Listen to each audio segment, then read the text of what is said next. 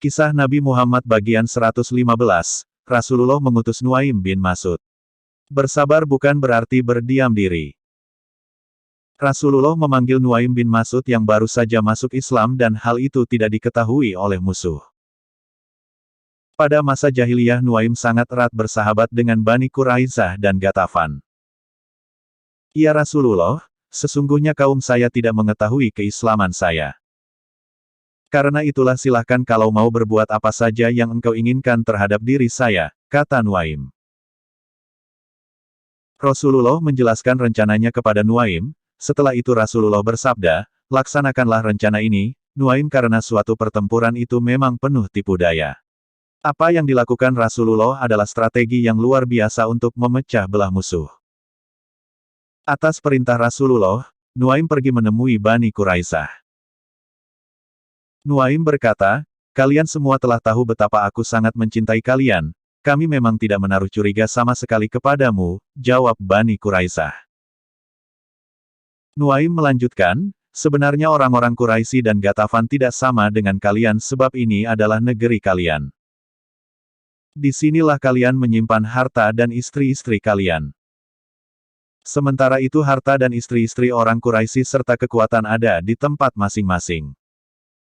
Lagi pula pengepungan sudah berjalan terlalu lama.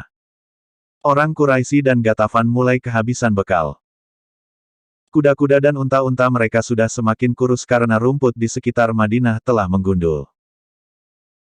Sebentar lagi mereka akan pulang, sementara kalian akan ditinggalkan sendiri untuk menghadapi Muhammad dan pengikutnya. Mengapa kalian sampai hati mengkhianati Muhammad? Bukankah kalian mengetahui bahwa Muhammad itu sangat jujur dan setia? Ia pasti akan membela kalian jika kalian dalam kesulitan seperti yang tertera dalam perjanjian di antara kalian dan Muhammad. Jika pasukan Al-Ahzab datang posisi kalian akan terjepit.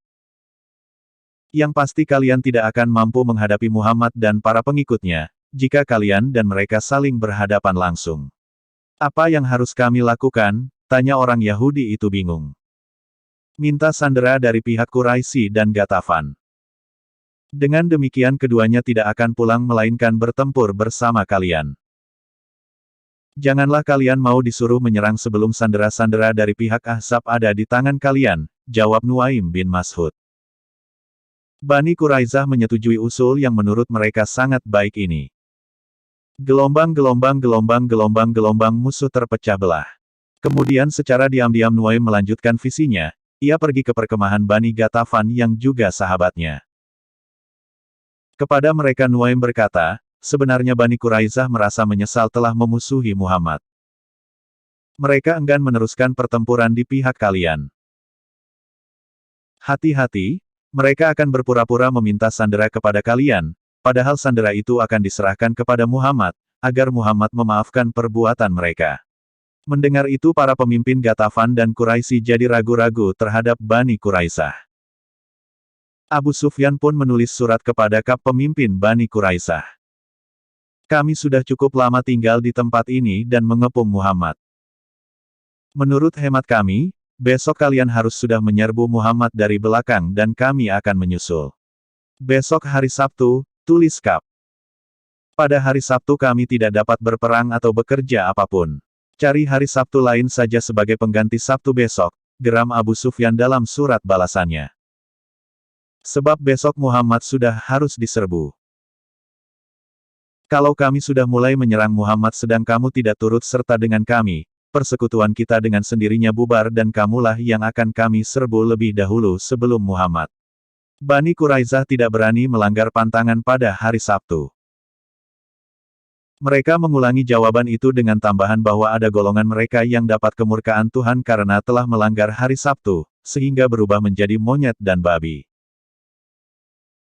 Kemudian Bani Quraizah malah meminta sandera dari pihak Ahzab untuk ditahan di benteng mereka agar yakin bahwa orang Quraisy dan Ghatafan tidak akan pergi begitu saja.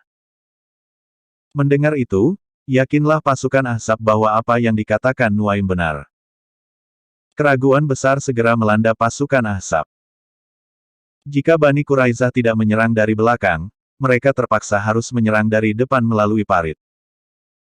Padahal parit itu tidak akan diseberangi dengan cara bagaimanapun. Karena orang Quraisy menolak menyerahkan sandera. Yakinlah Bani Quraizah bahwa mereka akan ditinggalkan. Bersambung bagian 116.